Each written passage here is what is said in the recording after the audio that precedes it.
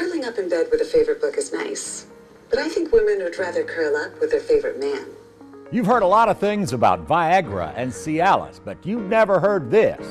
From this gynecologist's perspective, the worst thing to happen to long-term marriages has been erectile dysfunction drugs. Dr. Pamela Gallup-Gaudry says today's women will spend half their lives in menopause, and they are not ready. Long-term marriages are sometimes destroyed by these drugs. The first time you saw the two bathtubs ad on TV, it probably took you aback a little. Really? I mean, they're talking about that to a general audience on national TV? Well, fast forward 15 years, and names like Viagra and Cialis are just tossed around in general conversation without a second thought. No such parallel approach occurred for women with regard to their sexual health until now. Dr. Pamela Gallup-Gaudry is on a mission. And I see the heartbreak that they know that they didn't keep things up. It kind of dried up, and they've lost their marriage over it. Of nothing they did except that this drug came into being, and he asked his doctor for it. Curling up in bed with a favorite book is nice. Dr. Pamela Gallup-Gaudry sees erectile dysfunction drugs from the other side of the coin as a woman and a woman's doctor. Out of hundreds, maybe even thousands of conversations with menopausal and postmenopausal women, Dr. Pam has identified the disconnect that erectile dysfunction drugs create between men and women. Dr. Pam says what is regarded as a boon to men is often a problem for women. What I want them to do is hand the prescription to them and say, wait a minute, you're not the end consumer of this drug. Your partner is. She is the end consumer of the erectile dysfunction drugs. And let's talk about your wife. It used to be that everybody kind of dwindled out in their later lives together. We were all in it together, yeah. Everybody just kind of dwindled out. The men couldn't have an erection anymore, and they were probably upset. But she was pretty happy, and you get into the cuddling phase of your marriage, and you're happy to hold hands because he couldn't really do anything, and she really didn't care. Right. She was very happy. Mm-hmm. But once the erectile dysfunction drugs came back, and it revolutionized the sex life of millions of men, they came home from the doctor, and it works in 30 minutes. It's not going to work in 30 minutes for her. Now, the other thing you need to know is it takes a man on average 5 to 7 years to ask the doctor for a Viagra. So she's had 5 to 7 years of no vaginal penetration, and he gets the guts to do it. It's not going to work. The solution to the divide between men and women lies in women taking responsibility for their sexual health long before their husbands head out for that bottle of Viagra. That responsibility means shattering some taboos and having conversations that are awkward and difficult, especially for women. You need to prepare your vagina. The V word. The V word that nobody wants to say. Every 8-year-old in this world probably knows what erectile dysfunction is, but we're not allowed to say vagina. But women let their vaginas go. And I am here to try to protect the menopausal vaginas of America. Conversations like that are more the result of demographic and social trends than a loosening of society's morals. Two factors play prominently in the need for more sexual openness in the thought process of mature women. We have a huge divorce rate, up to 50%. Mm-hmm. Women are widowed. And for the first time, the life expectancy is in the late 80s for women. Right. Why would you think if you're alone or single at 50 or divorced or even at 60 that you're going to be alone for the next 30 years and you're not going to find anybody that you want to have an intimate relationship with? Mm-hmm. But if you don't protect this part of your body, it will dry up and it will go away. Dr. Pam's crusade has taken her to some strange places and brought her some unusual experiences. I was going to the novelty shops in town, and buying vibrators, like 30 at a time, and I would Wow. put them each in a bag with the receipt. Wonder what they were thinking of you. More of our conversation with the gynechiatrist right after this. 60 million women in the United States are in menopause. 6,000 more reach that period in their lives every day. And those numbers are driving a new awareness and a new approach to women's health. Wendy Redmond continues our interview with the gynechiatrist. It's not what you think of a sex shop. Adjoining her medical office is a store where women can buy the things that embarrass adults and make teens giggle. The store is a way to acknowledge the realities of her place in the lives of menopausal women. Dr. Pam is one of the few physicians in America with a retail license. What do you call yourself? I call myself a gynechiatrist. Yeah, explain what that means. Well, I really, after I stopped obstetrics, thought I would become a really great surgeon. GYN surgeon doing bladder repairs and taking out uteruses and getting good at pelvic surgery. But really what happened is people were coming in to talk, and I never had really had the time to talk to them anymore.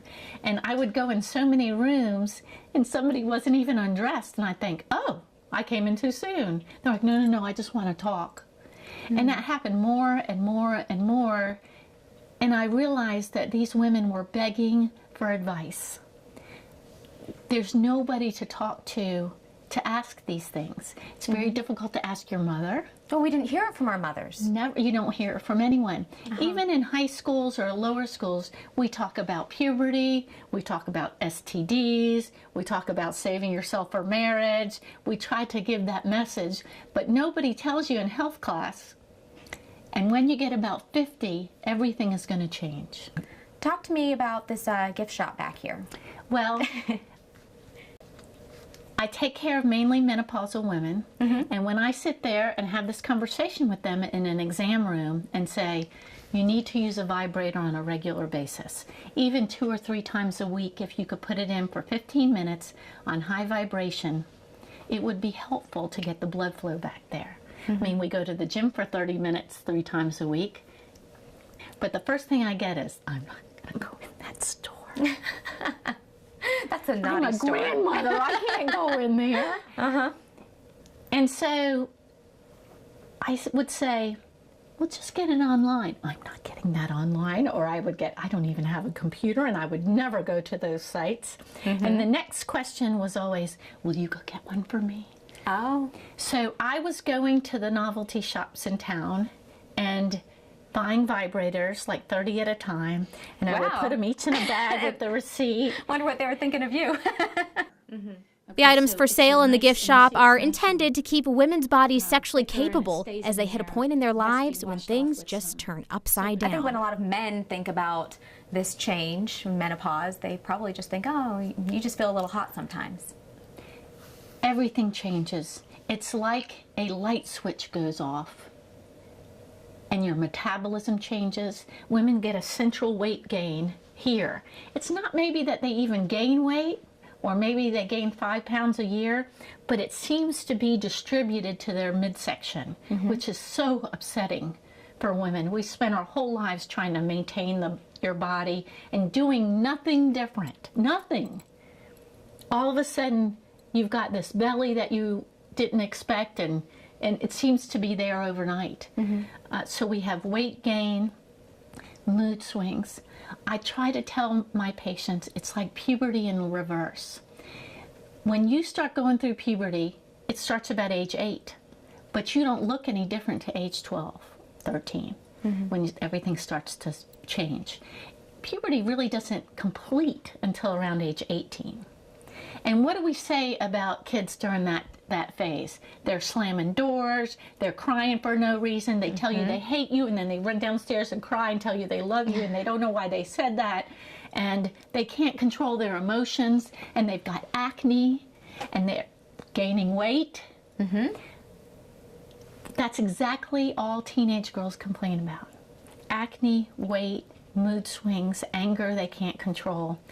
And then we have 20 years of relative stability, and around age 40, everything starts going in reverse. And it takes about 10 to 12 years for your ovaries to fail. And what happens to menopausal women? They start having mood swings. People come through like, I have acne like I'm 13. Mood swings, acne, weight gain. Dr. Donald Gallup was Dr. Pam's husband for 14 years when he passed away 4 years ago. It was during his battle with and treatment for cancer that Dr. Pam discovered another huge vacuum in the way we approach the intimate side of our lives.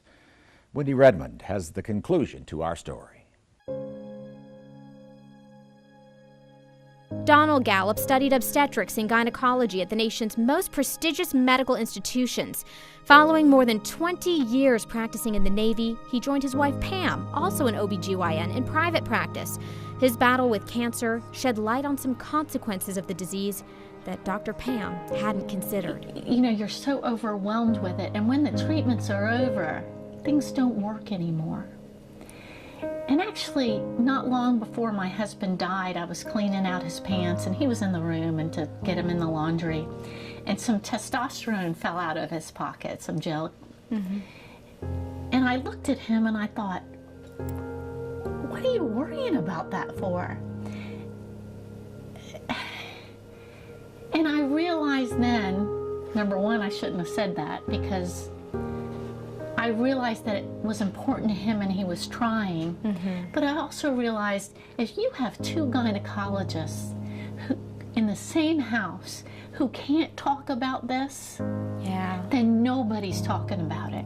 Improved possibilities for intimacy among cancer survivors is another banner Dr. Pam is carrying. She says current thinking in regards to sex after cancer is based on outcomes that simply don't exist anymore. In the year 1970, there were 3 million cancer survivors in the United States. In the year 2000, there was 13.7 million cancer survivors in the United States. The term 5-year survival rate is obsolete for a lot of cancers, especially breast cancer. We know so much about it, and women are living with it as a chronic disease such as diabetes and heart disease or lung disease. And what has happened in the past is somebody got a diagnosis of cancer, and all they worried about was living, treating their cancer, and the relationship was the last thing they worried about. But when you're dealing with it as a chronic disease, that you're going to die from something else in 20 years, and you may have a recurrence of your cancer and we treat it, and you have another recurrence a couple years later and we treat it, but actually you die of heart disease. Why do you think that you should have to live with a non-sexual, non-intimate life just because you had the diagnosis of cancer? So me and other doctors around the country that are doing menopausal medicine also have a branch of it called survivorship medicine. If there's one big takeaway from all of this that you want every woman at home, no matter what age, to know, what would you leave them with? Embrace menopause as a great time and prepare for it. If you prepare for it, it's not going to be this horrible time. You need to know what's happening, what's going to happen, and protect yourself from those things happening.